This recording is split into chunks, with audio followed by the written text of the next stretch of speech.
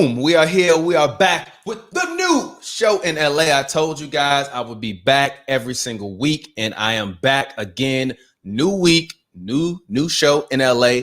Got my man Cameron Buford, LA News reporter of the LA Observer, I believe it is. He'll come in a quick second, talk Clippers, but today's episode will be mainly focused on the Clippers' struggles as of recently. They are 4-6 in their last 10 games. They did right the ship versus the Mavericks recently, but I see this team and I see a lot of cause for concern, a lot of reason that these guys should be potentially worried. So I will, in a very, very quick moment, bring in my man Cam Buford. But first off, I want to say thank you. Make sure that if you're watching this or you're listening to this on the podcast version, you do us a huge favor and you hit the like button as well as you comment and you subscribe. We will be here talking Clippers basketball for the next 30 minutes. So let's go ahead and let's hop into it. Cam, welcome to the program. How you doing today, sir?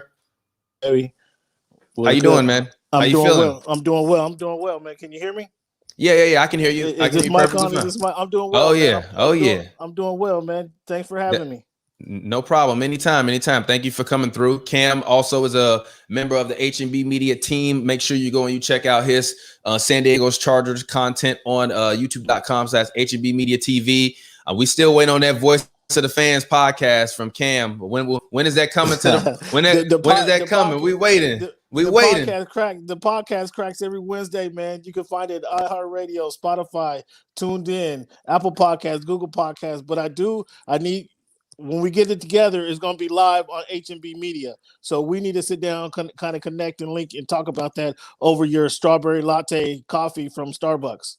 I'm crying. That's hilarious. But you can always feel free. Come by the new HNB Media Studios or HNB Media /Slick podcast room at Slick Studios. Shout out to Baron Davis and Slick Studios. We have a podcast room in there now where we can pretty much do whatever we want, be creative in there. Shout out to Baron Davis for incubating that for us. We definitely appreciate it. So, Cam, what I want to get from you for about a minute or so, talk to me about how you feel specifically about what's been going on with the Clippers this year, or at least over the past 3 weeks through this skid that they've been having. And are you worried? That's really what I want to know from you. Wow. Are you worried? Let me know. So I tried to get you to commit earlier about a month or two ago. You said you're non-committal. You're not committing. A couple other cats said they're not committing because they put their name on the line last year and they didn't come through. This season, as of the last 2 weeks, yes, I'm concerned. I'm concerned for a couple of reasons. Although I love the atmosphere that Ty Lue has created, the guys seem much more relaxed this season. That's a good thing and a bad thing because I don't know that the sense of urgency is there for the team as a whole. I'm concerned about the leadership, and I don't know if we talked about this specifically, but we definitely talked about this on the Voice of the Fans podcast. Kawhi's leadership abilities have me concerned. He's not a vocal leader. He's not a leader that will get in the guy's ass when they need to. And when I asked him the other day about who brings the energy to the team if Patrick Beverley isn't there, and he just says everyone should do that. Well, my follow-up question, might have got me froze from the media pool, but my follow-up question was going to be, well, isn't that your job as a leader? Shouldn't you be doing that? But it turned around as like, Kawhi, I try to allude to that, but he really didn't buy it. That's my concern, is he leads by example, but you do that with veterans, and you do that with veterans who know the way. I don't think Paul George knows the way. I don't think Lou Williams knows the way. Unfortunately, I don't think Marcus Morris knows the way. But when I say that, I think Marcus Morris, the switch, and we'll probably get into this a little earlier, Ty Lue made the switch of putting Ivica Zubac in the starting lineup. I've been an advocate for Ivica over the last few weeks, or for the last season. I could be an advocate for Ivica Zubac, and he put Marcus Morris in the lineup. Marcus brings that toughness. Now, I don't know if that was to kind of get to put scare in Luka, because you know what happened in the playoffs after Marcus whacked him over the head in the playoffs. Luka was a little shaky right from then on. So I don't know if that was he put him in the lineup to shake up Luka a little bit, but whatever, that worked in the last game, and Marcus came off. What do you have? 14 points, if I remember correctly, looking a lot more comfortable. So that's am I worried to answer your question? Yes. Do I need to see some more? Yes. But with the changes that I saw from Ty Lue he made the other day, I like those changes. Let's see how long that rides. Ibaka coming off the bench, I'm not mad at. Batum coming off the bench, I'm not mad at. I think Batum, as you know, I'll say it again, I think Batum was the best signing free agent in the offseason. So having his veteran leadership, having his the skills he brings to that solidifies that second team. I'm not mad at that. So him and Lou Williams can work together. Him and Ibaka can work together. I'm not mad at that lineup. What do you think? Are you even more concerned, or has your concern eased a little bit? Yeah. All right. Sorry, my connection went bad for a second, so I had to go and fix it. So I should be get back. your shit together over there. It is what it is. Sometimes the Wi-Fi be messed up, but I agree with everything you said. I think he did try to, do something different. With Marcus trying to help, have him shake up Luka. But I agree. I'm worried too, and I'm worried simply for the fact that there is no dog on this team anymore. And at least you could get mad at Trez for being overly, but every night there was a dog on the floor, and he played almost every single night. So let's see. We got some comments in here. Clippers Nation, thank you guys. Appreciate you, Mars. Big Cam, what's up? They said, talk about Reggie Jackson not doing his best for real. And he said Terrence Mann is doing better than him. Yes, but that's the problem. You have Reggie Jackson and Terrence Mann as your 2-point guards or your two main guards off the bench. Lou Will this year, I actually do want to pull up the Clippers basketball reference stats because I was looking at these earlier. And that is really what got me worried, because if you look at the team last year versus the team this year, and hold on, give me 1 second. I'm about to share my window so that way everybody can see it. You look at the team last year versus this year, completely different thing, man. It's been kind of ridiculous. So let's go ahead. This is this year. Look at this points per game. 5 guys averaging double figures, but Lou Will is averaging 12 points a game, taking 10 shots a game. Last year, let's look at it. Points per game last year, they had 5 guys in double digits, but Lou Will was averaging 18.2 points per game. I don't necessarily know. That's a big drop. Yes, a huge drop. That's a huge drop. His career's average is only 14. I thought his career average would be higher than that. But he's also taking 4 less shots a game this year. Ooh, that's odd. Well, come on, Lou hasn't been out, but he's been slow, and he started the season slow. He's only had a real couple of big games, but quietly, Lou would be on the trading blocks, bro. Lou would be on the trading blocks. Did you see what he put on Instagram?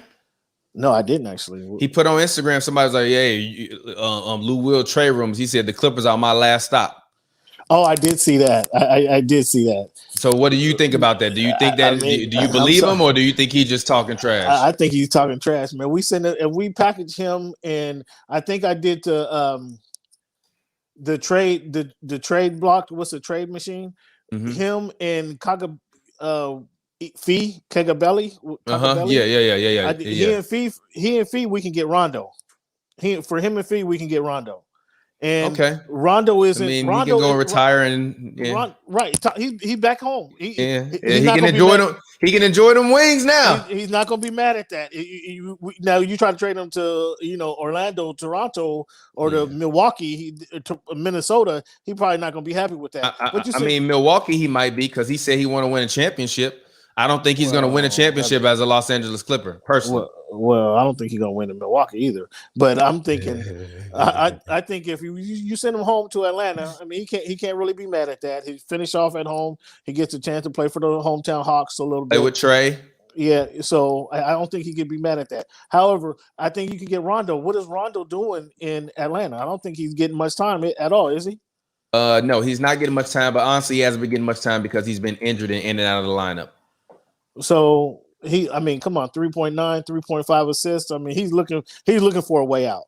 Yeah. He's looking for a way out. So let's go save him. Let's go save Rondo. That's what they need. I've been saying this for a long time. They need a table setter. They don't need a scoring point guard. They don't need Rondo to put up 18 points a game. They need Rondo to get Kawhi the ball at the post position or at the L, so Kawhi can turn and go up over somebody, shake somebody, and take them to the hoop. The same with Paul George. Get Paul George the ball in the spots. Okay, Paul, you didn't like how Doc was using you. We've seen what you're doing this season. You have many more turnovers than you had in your career. Yeah, you're not true. your assist hasn't been what they need to be for a premier ball handler. So okay, you're our scorer now, Paul. You're a shooter. We're going to get you the ball in your shooting rotation, coming off screens, coming off pin downs. We're going to get you going to the hoop. That's how we're going to utilize you, Paul, and just be our scorer, buddy. Let's take the playmaking off your hands. And I think Paul is he's taken only 0.3 more shots than he took last year. In low key, his point per game was higher earlier in the season. He had 22.9 now. He's not even shooting that well.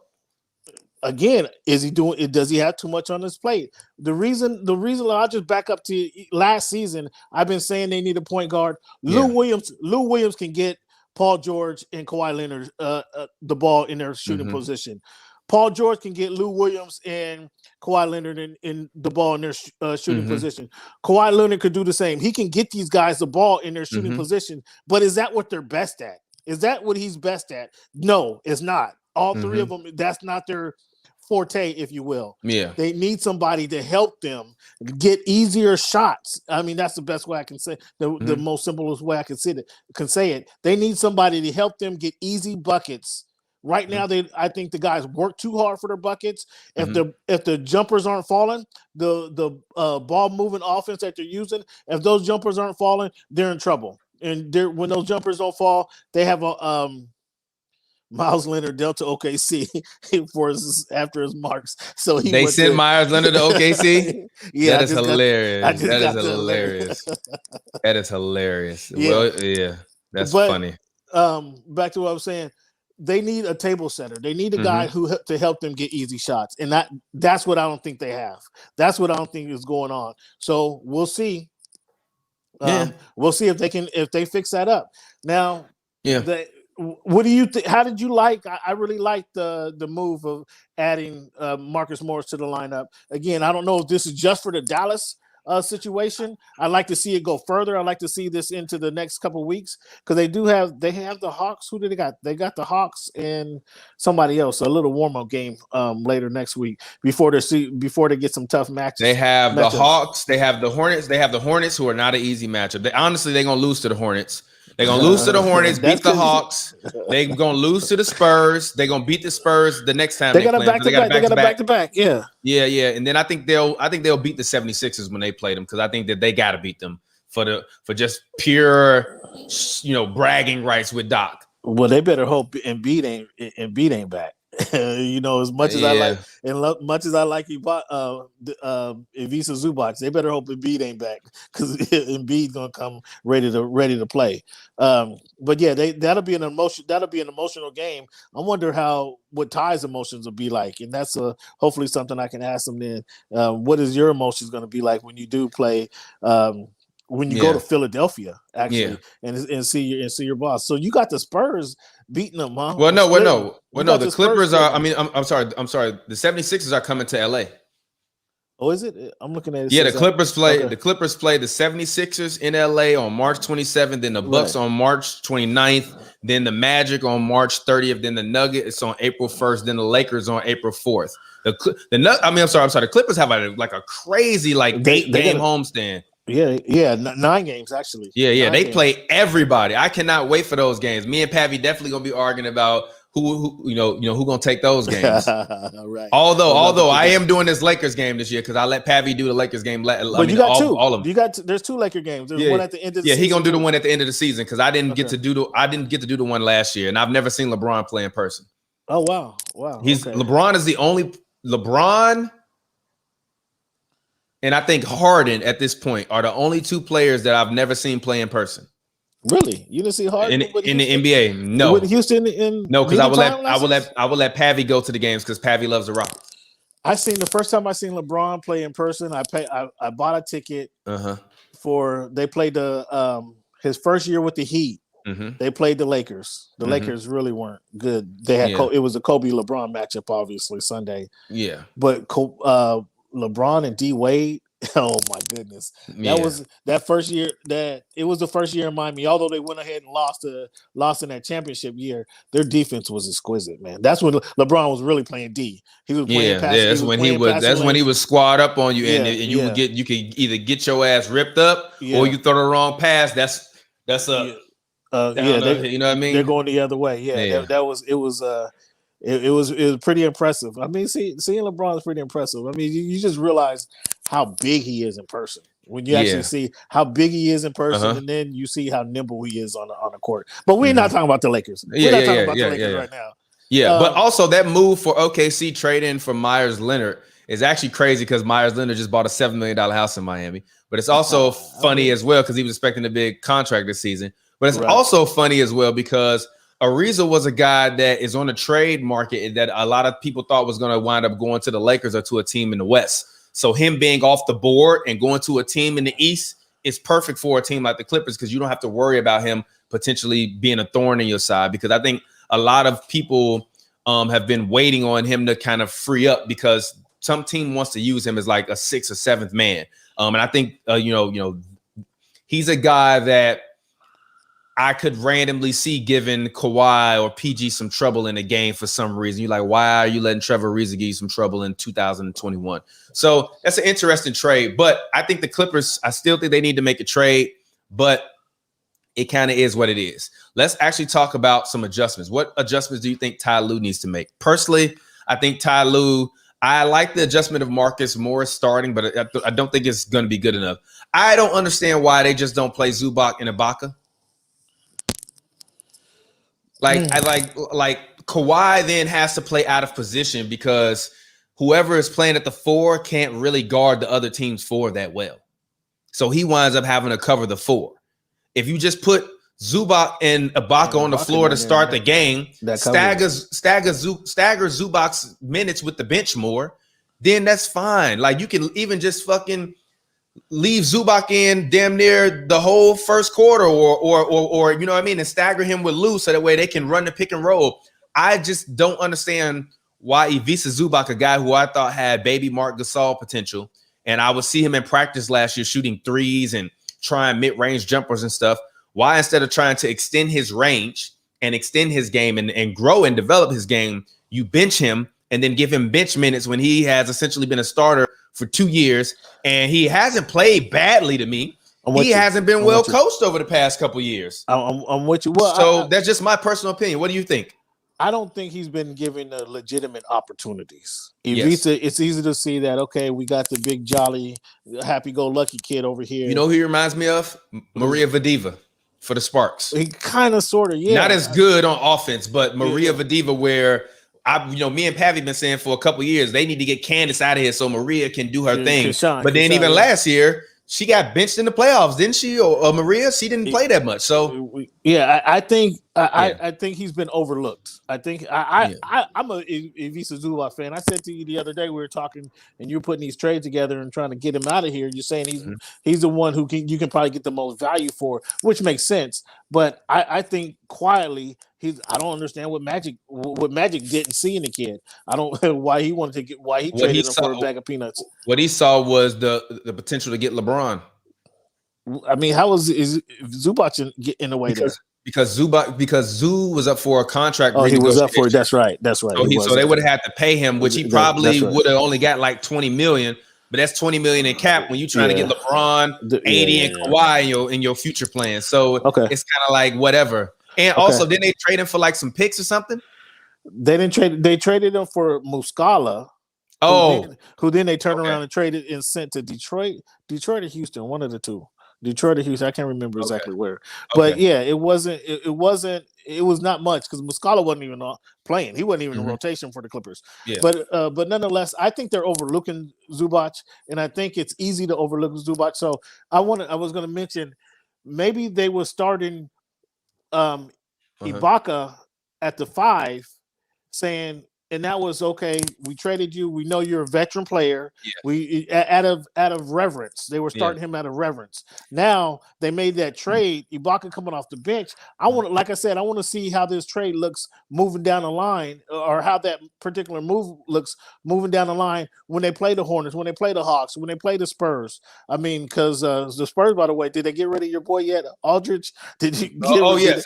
By the way, fans said, why don't they get LaMarcus Aldridge? What do you think about that? Come on. They said you could play him at the 4. Come on, stop it. No. that would be my opinion. That would be my opinion. Because they don't. Here's why. They don't have a point guard to get LaMarcus Aldridge the ball. If they had a point guard, if they had somebody who can penetrate and dish, like seriously penetrate and dish, and then get LaMarcus the ball, where he can shoot the ball from the outside, yes. But they already got Ibaka who shoots from the outside. They don't need another big man who can't rebound, and that's Aldridge, in my opinion. So they got Batum, they got Morris, they got Ibaka, all who's big guys who shoot jumpers. They don't need another one of those guys. If anything, they need another somebody who crash the boards. If he could crash the boards, that would help. But he don't crash the boards. We already know that. So Football Access wants to know, what do we think about George Hill? I honestly go get him. He can't hurt. He's much better than Reggie Jackson. Lie to me and tell me that he's not better than Reggie Jackson. He's about to say that's a wash. That's a wash. That's a wash. I actually like George. I actually like Reggie Jackson's scoring ability more. George is not that much more consistent from the 3. He's not that consistent from 3-pointer. I think Reggie's more consistent from the 3-pointer. So no, I understand why. It depends. Who am I giving up? Am I giving up Lou Williams and who? For George Hill? No, honestly, I'd trade you Reggie Jackson. Reggie Jackson. Like I'm saying, he's a second-round pick. Thank you. Everyone is better than Reggie. And I feel bad because I feel like I've been singling him out, but I haven't been singling him out. It's just that he's not that great. Oh, this is a trade that I am actually very interested in trying to see if we can make. Let's see. Are you in a trade machine? Let me look. I'm trying to pull up Reggie Jackson right now. Let's see. Pull up the trade machine. Pull up the trade machine. Let's see. Ricky Rubio would not be that bad. What team is Ricky Rubio on? The Timberwolves? He's in Minnesota.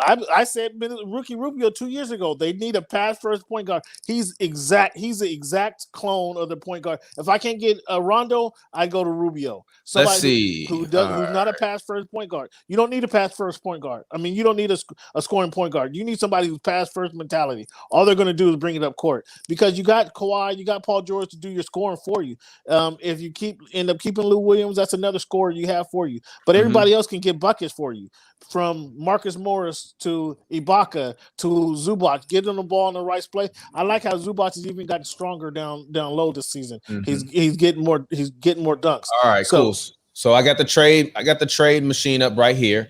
Let's see if we can make this happen for the Clippers. So we got Ricky Rubio being traded to the Clippers. He makes $17 million a year. All right, how about this? I'm going to give you him. And let's see what picks they got. They got a pick. I give you him, and I'll give you Portland's second round. Unprotected. Unprotected. Let's see. Trade to the Timberwolves. Let's see. Let's try that. For Reggie? Reggie make two, or hold on, wait a minute. That's a lot of money. Hold on, wait a minute. Let's see. Reggie Jackson. No, dang, Reggie don't make enough money. Actually, how about this? Let's do it. And then you can low-key dump that Luke Kennard salary with this trade. Oh, yeah. That's a guy. That's a guy. What about this? What about this trade? I mean, if you're the Timberwolves, is this a bad trade for you? You get a guy that can, and Pat Bev, that can come off the bench with when D'Lo comes back. You get Luke Kennard, bench player, shooter. You can maybe, and you still have Beasley on your team starting. You add some defense, some shooting. Fans, what do y'all think? No? What do y'all think about the trade? Go ahead, finish it. But I think for the Clippers, it's crazy that this project to add 3 wins, but but Ricky Rubio, I think, would be the guy for them to want to get it. So Rick, Somebody said Patrick is injured, so it wouldn't go through. He's not that injured. He's not that injured. Pat isn't majorly injured, right? He always is out for some. They are resting a lot of these guys, bro. They're resting. I would go do ahead. that one right there. I would do that. Pat Bev, and I would do that trade right there. Yeah. Because you're getting what you need in the point guard. Again, Ricky Rubio, he's a veteran point guard. He knows he did. Let's not act like he's Magic Johnson, but he gives the Clippers.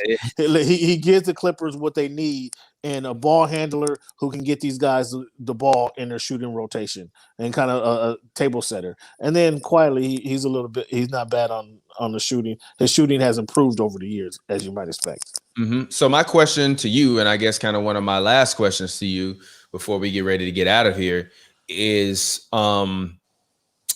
if this doesn't work out this year, who do you think will wind up shouldering the brunt of the blame?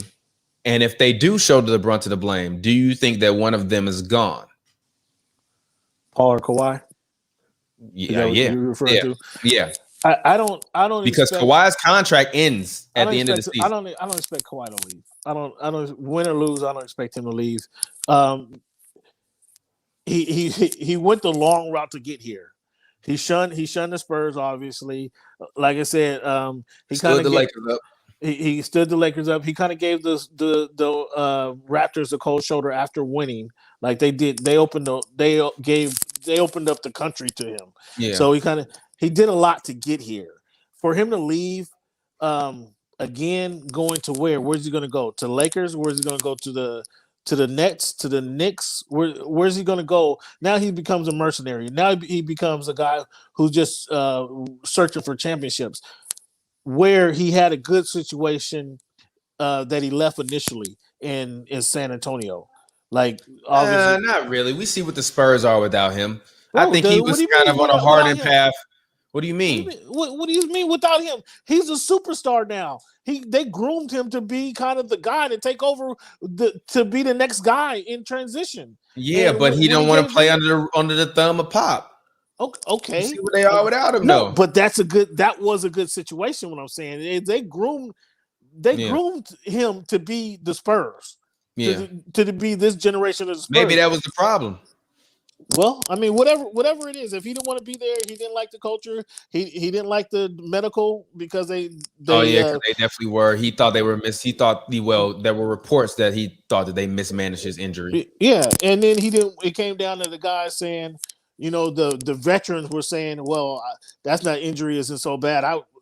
Particularly the point guard Tony Parker. I could have played. I played 2 weeks after the same injury. So okay, everybody burnt the bridges, but those guys are gone now. He was the guy to take over for the Spurs. That wasn't no question about that. But I don't expect him to leave because this is a situation. If he goes somewhere else, then it's going to be, well, Kawhi, you couldn't win in LA. LA rolled out the red carpet for you. You couldn't win in LA. What are you? And we're seeing now his deficiencies as a leader. We're seeing his deficiency. He's a hooper. He's not really a leader. And that's one of the things I learned from last year. We're thinking that lead by example is going to drag his team along. And that's one thing we're seeing this year. The lead by example, it works for some. It doesn't work for everybody. Cam, move your mic a little bit off your hoodie. Yeah, because it was making static. You don't have to hold it. It was just like brushing up against your. Yeah, you're fine now. Go ahead. Okay, but that lead by example, you need in the NBA. You need to be a vocal leader. You need to be able to command attention. You need to lead these guys. As I was trying to ask him the other day, you need to, if Pat Beverly, your energy, your spirit, your passion isn't there, that needs to be you doing that. When somebody asked the questions, I would have been okay. Even I'm sick of Paul George saying it's on me. I got to do better. We got to do better. It's not all on you, bro. Well, no. If he said if Kawhi Leonard came out and said it's all on me, that's on me. I got to do better than that. I would have took that answer from him. in that situation of bringing the passion, bringing the energy. He said, no, it's not everybody. Everybody has to do that. Well, bro, everybody's not doing that. Everybody's not doing that. And clearly. you're the leader. You're the leader. You're supposed to be the leader. That's what I'm saying.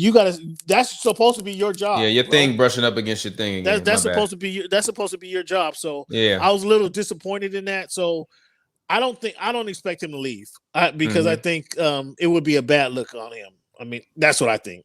I just, as a former player, as a leader of the team, you leave the team.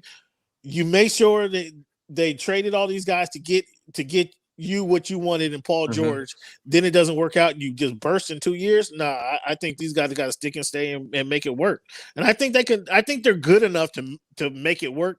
Paul George is the right Batman? That would be a question. Well, no, is the right Robin. Right now, the problem is they want him to be Batman in terms of being a playmaker, and he's not a playmaker. We were having this argument with Baron Davis about Kawhi, and he's saying Kawhi was a playmaker, but he's not a good playmaker. Kawhi is not a playmaker. Kawhi is a scorer. So I agree with that. You know what I mean? I agree with that. Baron was I don't know, he was stuck in his player mode the other night because he was he called what's your boy Kyle Lowry a playmaker? Did he call No. He said that he wasn't a playmaker. He said he was a scoring guard. No, I don't see him as a scoring guard either. I mean, don't get me wrong, he's averaged 20 and 7, but Lowry is still a playmaking guard first. Yeah, exactly. Kimba is a scoring guard. Kyrie is a scoring guard. Exactly. Lowry is a distributor who can get his and who shoots a very high efficient clip from the 3-point line. That's why he does what he does. He was scoring off of what everybody else does because they packed down on Ibaka or Kawhi. Then he was like, okay, I'm open. Let me take the shot. I can take the shot. You got to leave me open. I'm gonna hit it. That's how he was scoring. So I checked that out a little bit. Baron was a little off that night. I don't know if you guys gave him too many hoops before the bruise. I mean, too many bruises before the hoops. I don't know what happened there. Nah, we was recording that in broad daylight. So back to your question. I don't think Kawhi leaves. I think it would be a bad look if Kawhi left. Deciding whether Paul George is the right Robin for you, that may be a tougher question or decision. And do these guys? I don't know. I'm interested to know if let's just say the season ends similar to the fashion as it did last year. At that time, I guess you're going to have to burn the bridges with one of them. Paul George would be the one to take that hit because I'm not getting rid of Kawhi. Kawhi's better. Kawhi's better. Kawhi's better, so I'm gonna keep Kawhi longer in that situation. So Paul George will be the one to kind of take that hit, and obviously we can work it out. Let's see who we can get for Paul George and kind of make that work. I mean, how much does Terrence Mann develop? I know you guys you're not a fan of Terrence Mann. How much can he develop? You're trying to win a championship, Cam. I get you, but you're trying to win a ring, bro. From what you have on your team, from what this team is. I mean, he's a young guy who brings the energy every night. You don't have to question his effort. Is the skill there all the way? No, it's not. But you don't question his effort on the court. And how much can you get out of him later down in the season? That's where I was getting. Later in the season, how much can you count on that kid? If Paul George is going to falter as he has. Yeah, I mean, I'm not upset at that thinking, at that thought process. I just don't believe that. I don't believe trusting a kid to win you a ring is the thing to do. Period. Unless that kid is an extraordinary talent like a Luka Doncic, a Magic Johnson, a LeBron James, a Michael Jordan, a LaMelo Ball. If he was LaMelo Ball, no. If he was LaMelo Ball, the Clippers would be my favorite to win a championship. They got everything they need. They got everything they need. They have everything they would need. They got a scorer. They got a playmaker. They got a guy who can get them 10 rebounds if they need it on any given night. They got a guy that can give them 10 assists on any given night. And he hustle. He will dive out of the bounds. Out of bounds for loose balls. He can't play a lick of defense. But PG and Kawhi out there, figure it out. Yeah. I'm not mad at that. I can't wait to see him play in a couple of weeks. Oh yeah, I think he played LeBron tonight or something like that. That's gonna be a good game. I can't wait to see him get down. For sure. But all right, man. Let's wrap this up. Yes, sir. Let's go ahead. Let's get ready to get out of here. Thank you, fans, for watching the new show in LA. As always, it's your boy TPJ. My big homie Cam Buford. Go ahead, talk to the people. Let them know where they can find you at. Follow me. What's Good in Sports on Twitter. Voice of Fan on YouTube. Voice of Fans podcast. Check that out. Will be coming soon to HNB Media. Look for Voice of the Fans podcast coming soon to HNB Media. Right now, you can find it on Spotify, Tuned In, Apple Podcasts, Google Podcasts, any podcast platform that you want. Again, I'm on What's Good in Sport in Twitter, Voice of Fans on Instagram, and then I'll be around. Holla at your boy. All righty, Cam. Thank you for coming through the program. Appreciate you. All right, fans. Thank you for tuning into the new show in LA. I appreciate you guys. I will be back next Wednesday at 11 or 11:30 Pacific Standard Time / 2:30 Eastern Standard Time. We are going to start making Wednesdays the brand new day for HNB Media content, as well as this Friday, we have an amazing show starring WNBA player Lexi Brown. It is her new digital talk show. We're going to have the hottest entertainers, the hottest basketball players, the hottest hoopers, WNBA hoopers, NBA hoopers, basketball hoopers, former hoopers. We're going to have models. We're going to have everybody come through, talk on the Just Call Me show with Lexi Brown, including you guys. It's a live call-in show where you get to call in and talk to Lexi Brown live on air about whatever topic she's currently talking about. So make sure you guys check that out this Friday, coming to HNB Media TV. We just dropped the press release. As always, if you're watching, please drop a like on the video. If you're watching, drop a like on the video. If you're listening, repost it on SoundCloud, or if you're on Spotify, iTunes, iHeart, Stitcher, drop a like on that thing as well. I appreciate you guys. It's been your boy TPJ with the new show in LA. Make sure you follow us as well at New Show in LA on Twitter and HNB Media TV on Twitter. Until next time, I'll get up with you guys later. It's been your boy TPJ. Peace out.